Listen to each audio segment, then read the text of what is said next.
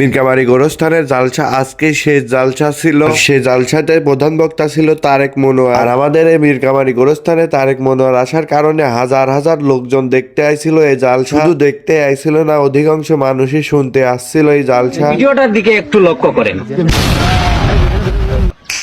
এবার একটু লক্ষ্য করেন। কি সুন্দর না? এটা এডিটিং এর একটা ক্লাস নিব ইনশাআল্লাহ, আপনাদেরকে শিখিয়ে দেওয়ার চেষ্টা করব।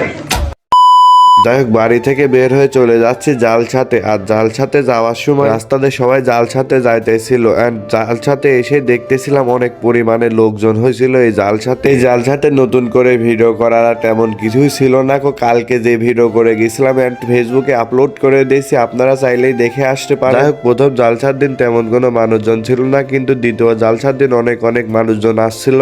গোরস্থানে এসে ভাইদের সাথে দেখা হয়ে গেল। ভাইরা কিন্তু সবাই আমার ভিডিও দেখে। তো এই যে প্রথম এক ছোট ভাই আছে। ভাই, কি অবস্থা?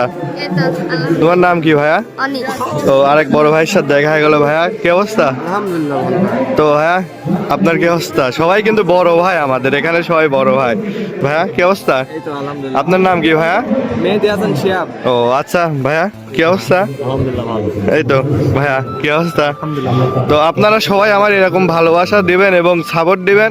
আশা করি নেক্সটে ভালো কিছু করার চেষ্টা করব। তো ভাই, আচ্ছা, দেখা হবে ইনশাআল্লাহ আবার। আচ্ছা ভাই, আসি তাহলে। আচ্ছা ভাইয়া। হ্যাঁ, কার জন্য ভিডিও করতেছিস বাবুস? তোর গার্লফ্রেন্ড এক দিবি নাকি? কি রে বাবুস, তোর গার্লফ্রেন্ড এক দিবি নাকি? ঠিক আছে টাকা, তোর গার্লফ্রেন্ড এক দিবি নাকি ভিডিও করতেছিস? আরে আল্লাহ, মাহফুজ গার্লফ্রেন্ড মানা বেলা আমরা জানিই নি গো। কি হইলি তাহলে?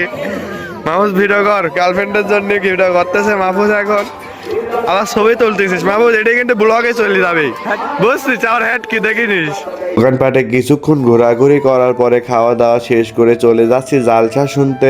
জালসা শুনতে এসে দেখি তারেক মনোয়ারের জালসা শুনতে হাজার হাজার লোকজন আসছিল। আর আমরাও এখানে তারেক মনোয়ারের জালসা শুনতে বসে গেছিলাম। ভিডিওটার দিকে একটু লক্ষ্য করেন, এবার একটু লক্ষ্য করেন। কি সুন্দর না? এটা এডিটিং এর একটা ক্লাস নিব ইনশাআল্লাহ, আপনাদেরকে শিখিয়ে দেওয়ার চেষ্টা করব।